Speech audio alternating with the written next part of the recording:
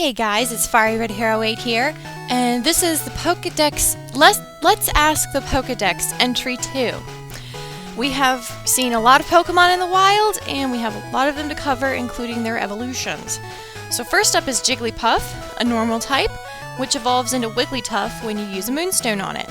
Its key stat is HP, however, overall, none of the stats are that great.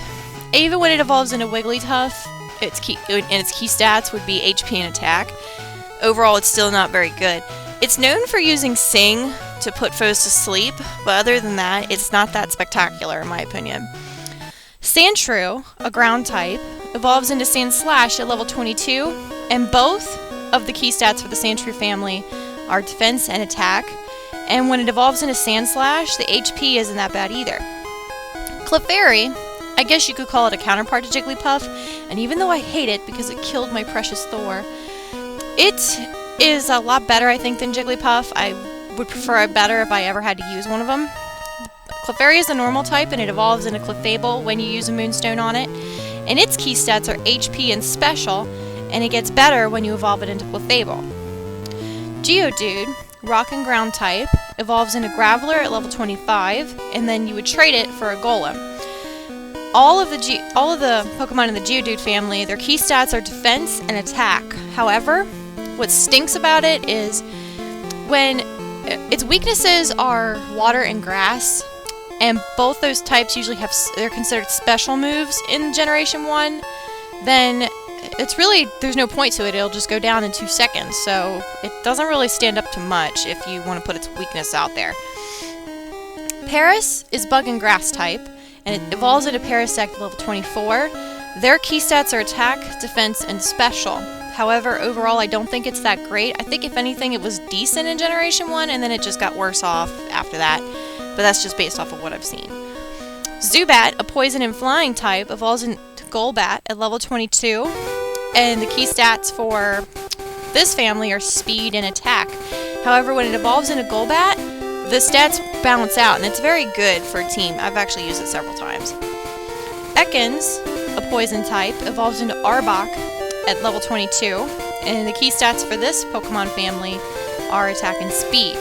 However, it doesn't learn that many poison moves. It knows Poison Sting, but after that, I think it just uses moves like Wrap and Glare and stuff like that. So, it's not the best poison type out there. Okay, Abra, a psychic type, evolves into Kadabra at level 16, and then you would trade it for an Alakazam. This psychic family, it's the only psychic family in the Pokemon as of Generation 1, and its key stats are speed and special, so it could sweep through with a lot of special moves and be able to withstand said special moves. However, Abra is kind of like Magikarp in the sense that it doesn't know any moves to hurt anybody until later. It only knows Teleport. And so basically you would have to have it at the front of the party and switch it out all the time just to make it grind levels up to 16. Because it doesn't learn any moves until it evolves into Kadabra, and then it will learn Confusion. So after that it'll be able to defend for itself. But yeah, Kadabra is pretty good. I've never had an Alakazam because I've never been able to trade. At least back in the day I didn't, so. But yes, very good team member if you're patient enough to evolve it into Kadabra, which doesn't take too long.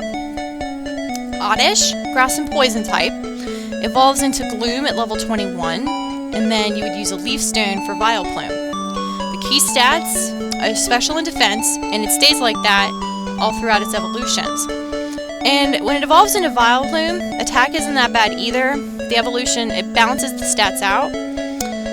It is a little bit, it's a little bit slower than other grass types, but it's still decent. I've used it on my team before. Bellsprout is another grass and poison type. It evolves into Weepinbell at level 21, and then you would use a Leaf Stone to evolve it into Victreebel, and its key stats are attack and special. So it's more offensive than the Oddish family. And yeah, HP isn't that bad for Victreebel either when it gets to that final form. Venonat, a bug and poison type, evolves into Venomoth at level 31, and Venonat's key stats are HP and attack. However, it's pretty balanced overall, I think. And when it evolves into Venomoth, its key stats change to Special and Speed. Alright, and then, let's see, what is next? Alright, Meowth is a normal type. It evolves into Persian at level 28, and the key stats for this family is Speed. Persian stats kind of balance after when it evolves. I'm noticing that a lot with evolution, but that's usually the case. But overall, it's not too powerful. Okay, Magikarp, as I've explained, water type, and it evolves into Gyarados at level 20.